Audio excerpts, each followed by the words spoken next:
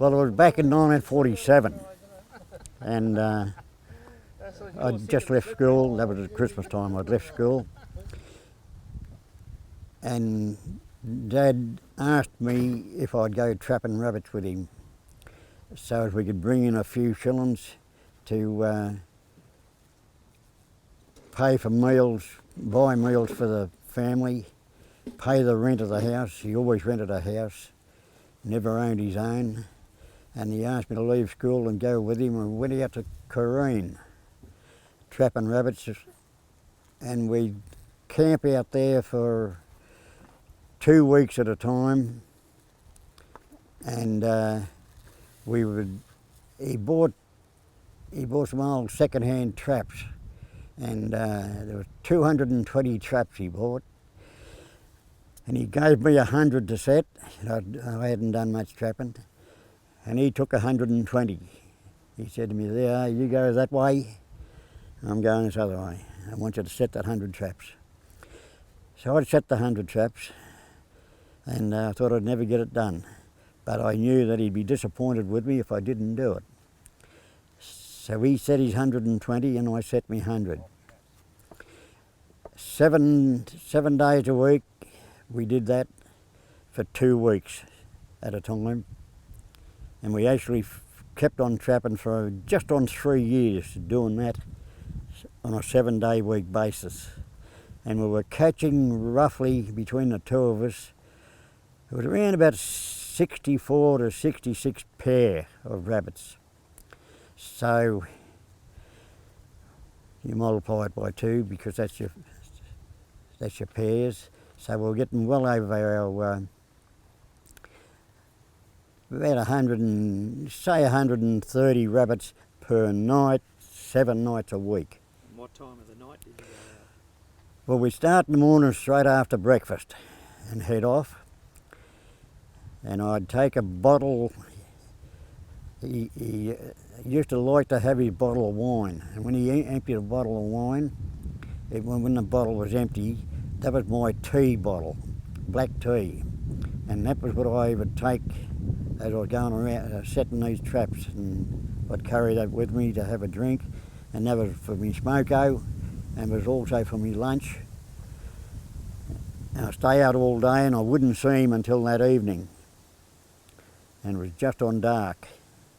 And then he'd say, "Righto, well, we've now got to go back and do what they called a sundowner."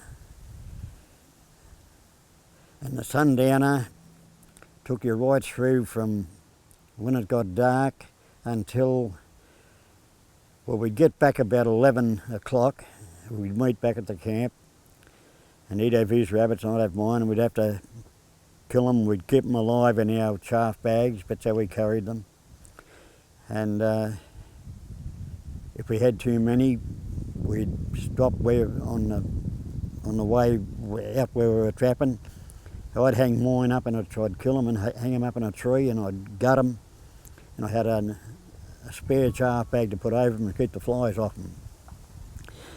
And then when I got back to the camp, I'd get on my old bike, I'd go back across the paddocks, and I'd put all these rabbits on the bar of the bike, and I'd have a stick across the handlebars, so I'd load it up with all the rabbits that I had and take them back to the camp.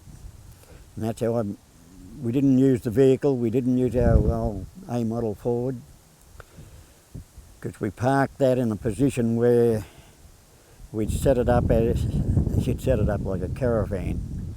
So we had an old Calico.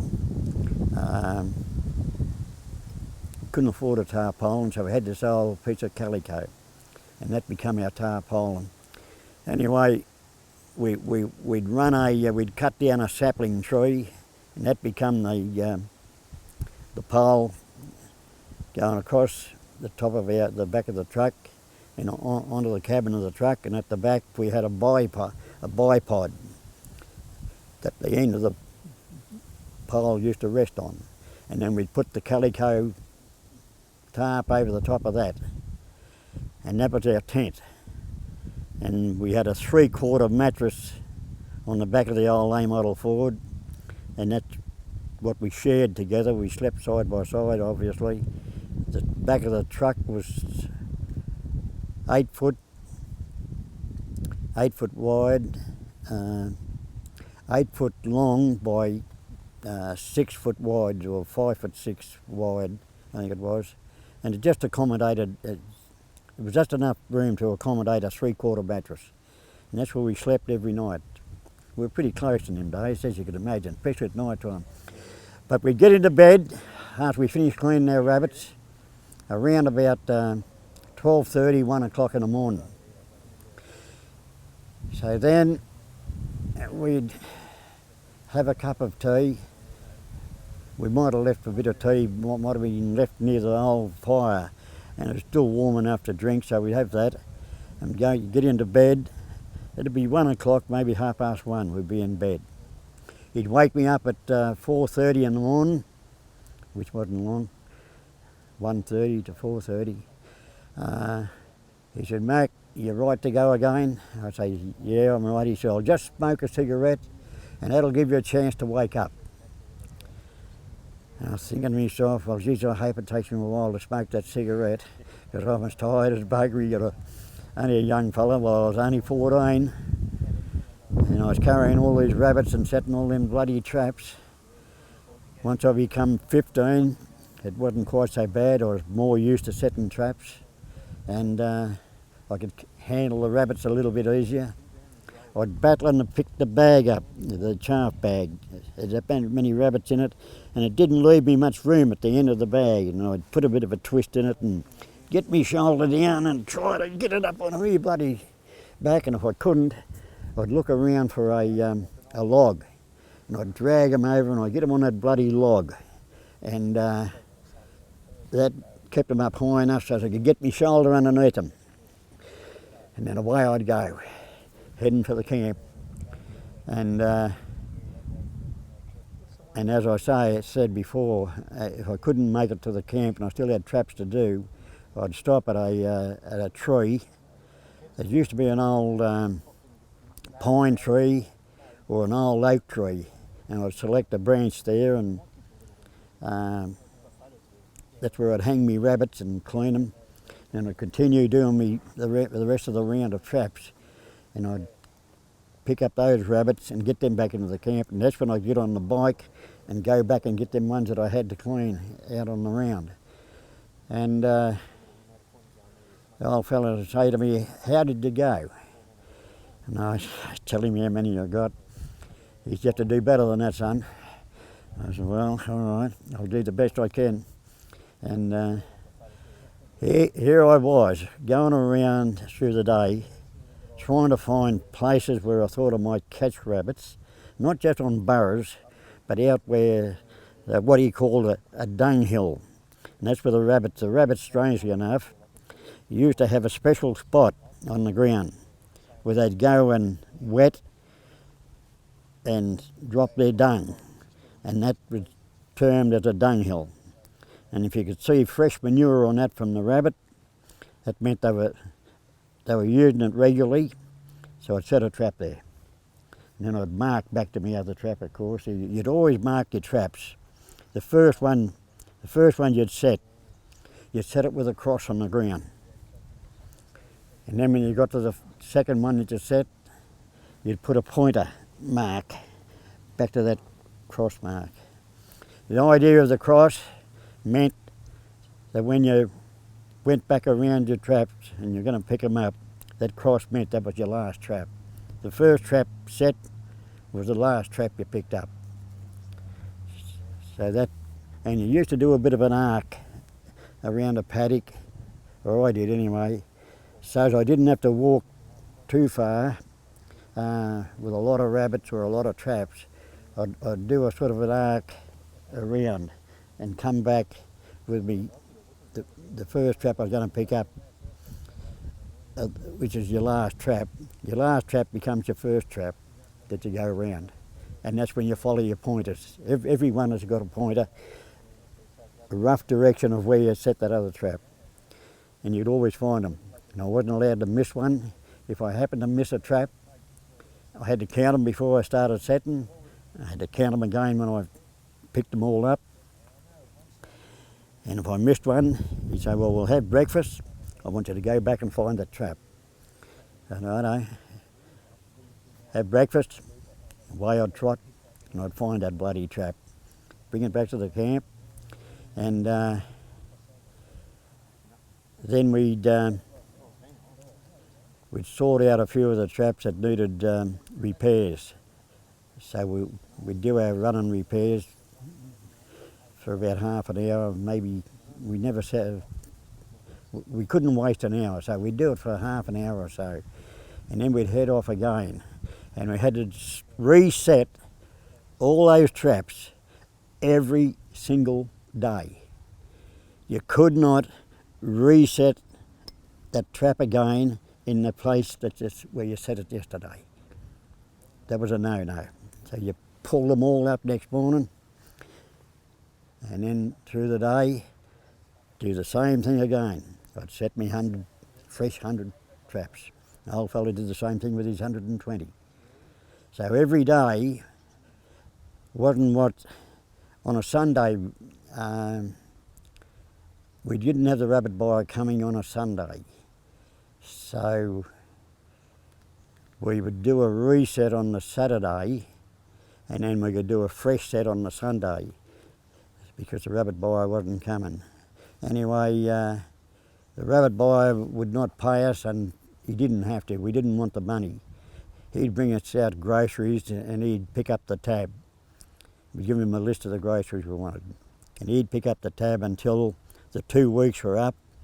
Then he knew roughly what money was owing to us. And what sort of things were you eating and drinking when you were out? well, we didn't. My main drink was the old water bag. Water was what I mainly drank, and 50-50 cordial was my favourite. Sometimes I'd just go for orange, or sometimes I'd go for lemon, but I mainly favoured the 50-50 cordial with water from the water bag. Where was the water bag? Just hanging off the front of the truck? It was hanging, we used to hang it in a tree where you get the shade all day. You wouldn't get the sun coming on the water bag. And at night time, if there's a breeze blowing under the truck or even through the day, we'd tie the water bag underneath the old truck where it was definitely in the shade, and it would get a breeze like a wind tunnel, and that'd keep it that little bit cooler. And that was our drinking water. It was my 50-50 cordial water, and it was our, well, it wasn't our billy water, that was just our drinking water. With our billy water, we had old jerry cans. They weren't old, they were brand spanking new jerry cans that we bought from the what you call it, Army Disposals it was, and it was up near Sadens Hotel actually, that the one we used to get them off, and they were brand spanking new. They had never had petrol in them. So Never had any, no. Otherwise they'd have been tainted. Yeah, so we used to have one that we would use for spare petrol if we wanted it, and the others were for water. We had 4, I think it was, from memory, and we emptied 2, we'd give those to the rabbit buyer, and he'd take them into Corowa, and he'd fill them up and bring them back. And by that time, the other 2 were getting a bit low, so we'd empty those into a bucket, a 4-gallon drum bucket, and he'd take those into town. And we do this with, we're getting our drinking water, billy water and drinking water that way, with the old Army jerry cans. And what would happen if you got sick or Pop got sick? I got crook one time. This was out at Careen, over near Careen Hill. I was that sick I couldn't get up in the morning. And this is a pretty big thing too. The old man woke me up, and I said, I can't go, I'm sick. I could hardly talk, my throat was all swollen up. And he said, well, we've got to get these traps done, Mac. And I said, well, look, I just can't go, I can't walk, I can't do a thing, I can't breathe. He said, okay, tell me where you started setting traps and where you set your last one. So I explained to him where the first one was and where the last one was. He found every trap of mine, and he hadn't been on that round through the day at all. And he went early in the morning, he did his round and his 100 traps, and then he did my round, and he found every trap on those markers that I And this is That I had. dark. in the dark. Yeah, had to be done in the dark. And What about you with your?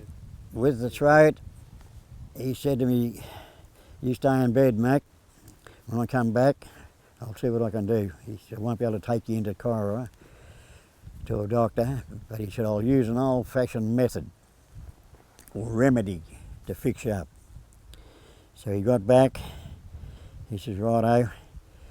Now he said, I just found a feather out here. I think it was either a feather off a crow or a feather off a magpie.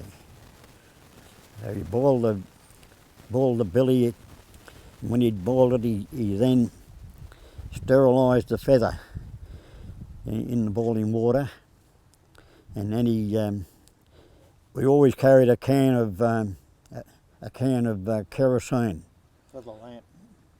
for the lantern, and also if it rained and the wood was wet, to light our fire. That kerosene was very handy for both reasons. So he told me to lay back on the old bed, and he dipped the feather, he took the feather out of the boiling water, and then he dipped that into the kerosene, in the tin of kerosene. He poked it down my throat, got me to open my mouth, and he poked it down my throat and painted me tonsils. And I rolled over and I was as sick as a bloody dog. He said, all right, mate, we'll have to do it again now. So I said, righto. He put the feather back in the boiling water and sterilised it again, and back into the kerosene, back into my mouth, down on the tonsils. And that time I didn't want to be sick again, so I had to keep on swallowing the sick and the bloody kerosene. And anyway, I was heaving and carrying on. I didn't want to do it a third time, so I hung on, and he said, do you want a cup of tea? I said, I have to have something to get that kerosene down out of my bloody throat. So he said, well, now you can have your cup of tea, but you're going to have a piece of toast at least to keep up your strength. And then by about 10 o'clock that morning, I come good. That bloody kerosene that he painted on my tonsils, whatever that bug was that was in my throat, it must have hated it as much as I did, because it pissed off real quick. And I finished up about 10 o'clock. I was okay, I was able to go off and set my traps again. And that was the end of the story on the sore throat. And that's one of the few times that ever happened to me. Well, you were out there for a long time, and how did you entertain yourself? You know, when you're not trapping rabbits and you're sitting around, you must have got pretty bored. There was a round that we used to do after we set the traps. We would both stay where we were, and as the sun was going down, we'd do a round on the traps, and we'd meet back at the camp. And then we'd have a cup of coffee, a cup of tea, and then a sandwich with, and our sandwich we'd have a bit of butter on it, on the bread, and condensed milk was our favourite, or some plum jam. We could only afford a old tin of plum jam, or the condensed milk. So I Golden went. syrup too. Hey? Golden syrup. Oh, golden syrup, and for our milk too, of course, was the old Sunshine powdered milk. That was our milk. If you wanted milk in your tea, that's what you had. Yeah. Sunshine powdered milk. And for breakfast we'd have cornflakes. That was our favourite thing. Big packet of cornflakes, the biggest bars that we could get. And our milk for that was the Sunshine powdered milk. and we'd boil that water up in the billy there, and we had a couple of billies, and that's what we'd make our milk up in, and we'd have that on our cornflakes. And And then what about entertainment when you were bored? Did you do anything? well, with the after we come back from the sundowner, we were waiting to do our 10 o'clock round. So while we were waiting for that, the old fellow would get out the banjo mandolin. He'd play that, and he'd sing me a song, and he'd get me to sing one for him. And then he'd get the mouth organ out. He'd play the mouth organ. He couldn't read music. He played everything by ear. He could play a piano, he could play the banjo mandolin, he could play the mouth organ, and he could sing. And he could recite, he could give you recitations. And between the two of us, we actually entertained each other in that little bit of time that we had to wait for the 10 o'clock round. And we'd do our 10 o'clock round. Once again, he'd go his way, I'd go mine. The old hurricane lamp, the bloody little wick and the bloody thing. It was hard to carry that and carry the bag of rabbits, you know. The wind came up. Yeah. Blow the thing out, and you'd have to light it again. He made sure I carried a box of matches in my pocket. If that wick blew out, I was shitting myself anyway out in the bloody black as, you know, on a wet night. Everything was so black, there was no bloody moon to guide you where you're going. It was only the trees that I'd become familiar with the trees, and they would guide me. You actually watched the horizon, didn't you? Yeah. And you wouldn't go out of a night time. You know? It sounded like you could do it. You found mentally, you marked where you went, and then mentally you'd go back and you'd find all that, you know, you'd go back to where you started. And the old fellow, he taught me that out in the bush. He said, this is what you have to do, you've got to learn it and whatever, and I had to learn pretty quick, of course, because I was on my own all the time. He didn't believe in going with me and holding my hand to set these bloody traps. He said to me, how do you set a trap? So I put my foot down on this bloody trap. He said, no, you don't do it like that. Get down on your knees, get over the trap, do it with your hands. If you hit that spring of the trap very quick, you'll find the jaws will fly open. He said, and then you'd grab those jaws and keep them open. Yeah, it's a knack. There's a knack in it, and they'll actually drop open for you if you hit that spring. Anyway, I mastered that. And then when you set in the bloody trap, you set it in, you've dug your hole to accommodate the trap. And you set the trap in that bloody bit of a, like a little trench. And then you've got all your papers. What I mean by papers, your trap papers. You tear one off, and you'd have to put it across the plate of the trap to stop the dirt from getting in under the plate of the trap, to allow the rabbit, when he trod on the plate, that paper would allow that plate to drop down and the trap would go off and you catch the rabbit. And it worked okay. Well, after I'd done it 100 times on the first day, I was a bloody expert, you know. And I thought it was a fair few chaps for him to give me to set for a start, but he reckoned, well, no good of pussyfooting around. If you're going to learn to trap, this is how I want you to trap. Tomorrow you'll be an expert, today it'll be hard. But life wasn't meant to be easy, he told me. And So getting back to the entertainment, do you remember any of those songs that Pop used to sing, or the ones that you used to recite?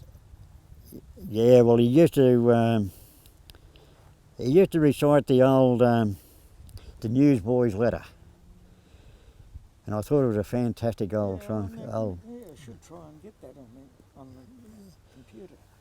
Oh, anyway, I think I can give it to you.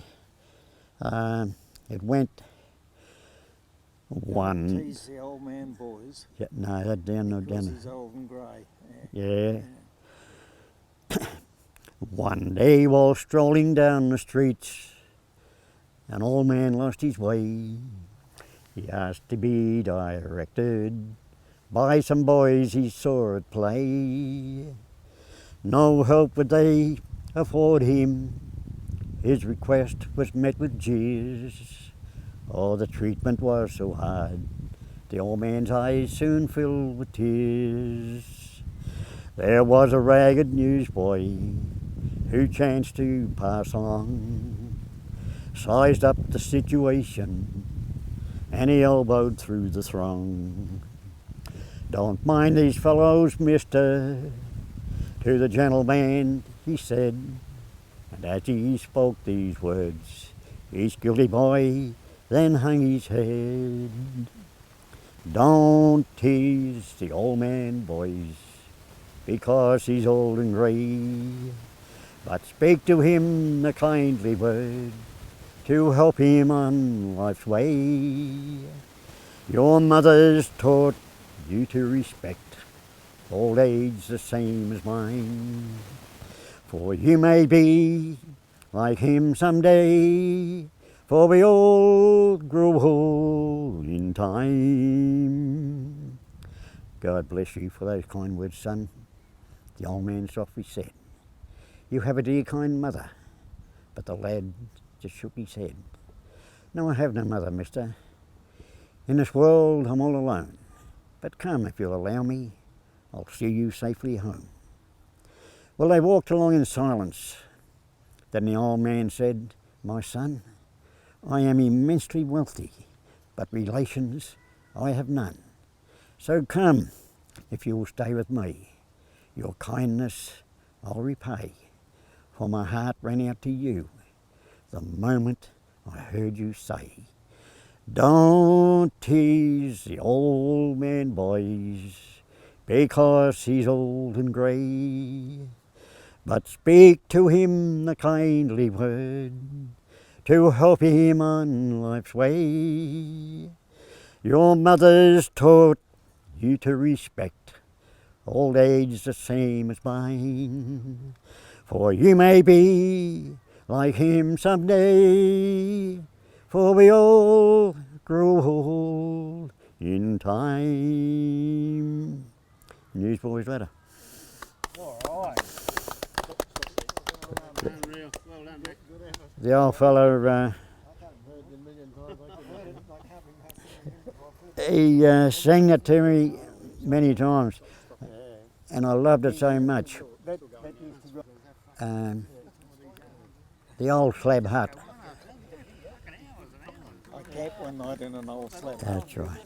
I camped one night in an old slab hut on the side of a lonely hill. Now, I didn't go much on old slab huts, but the night was cold and chilled.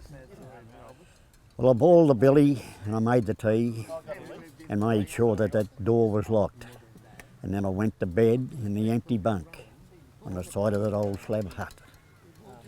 Well, it must have been about 12 o'clock and I was feeling all cosy and warm when there at the foot of my bed stood a horrible ghostly form. Now, it was in the shape of a half-bred ape and a half-bred chimpanzee. What the hell was it doing there? And what did it want of me? Well, it gave a moan and a horrible groan. It curdled my blood with fear. There's only two of us here, it said. There's only two of us here. Well, I thought I'd best make some reply, although I knew my time was near. So I said, by the Holy Christ, if I get my boots, there'll only be one of us here.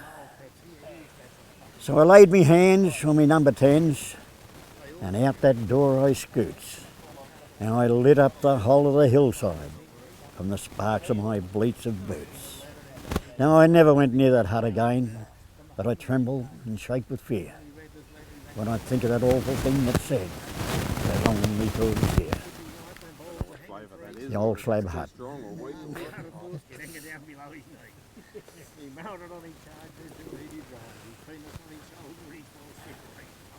those are the things you did with your dad? Yeah. Around the fire and that? Yeah. Nothing else to... He played the mouth organ. So he used to sing those things as well. Yeah, you sing those. So That's how I. was he good company? Like, was he When good he- company? when he Oh was, yeah, mate. We entertained each other. when He was used me to sing him every girl songs in the that he tracks, couldn't sing, you know. you wouldn't believe it, we- but it was nearly always a bit of Used to sing a few Slim Dusty songs, you know. And But, if the chain was broken but, and wouldn't fit on the trap properly, you'd wire it back on with there was one too that Just what you could find of the fencing. two Australian fellas wanted to go over to Africa. If you happen to be...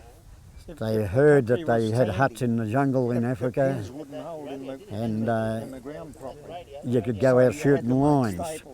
So these two fellas got over there, and they found a hut that they wanted to stay in. So they Maybe another one too if it was real bad. they were tidying up the hut, Rabbits would pull it away. and this fella's mate, Fred was his name. This fella said to Fred, "You tidy up, Fred. I'll go out and see if I can see any lions in the jungle." His mate said, "All right, you go out and see if you can find any lions." So he goes off, and he comes to a clearing, and all of a sudden he gets taken short. So he drops the decks and does his business, and then he just got the paperwork finished. And a bloody lion come into the bloody clearing, and he got the fright of his life, so he jumped up and half pulled his pants up and started running for the hut. And the lion's hot on his bloody heels. He's going like buggery, and just when he got near the hut, almost to the door, the trousers fell down, tripped him. He fell arse over red on his face. The lion sprang at that moment, straight through the door of the bloody hut. He's pretty quick thinking, this fella. And he slammed the door of the hut shut, and he yelled out, "Skin that one, Fred. I'll go back and get another one."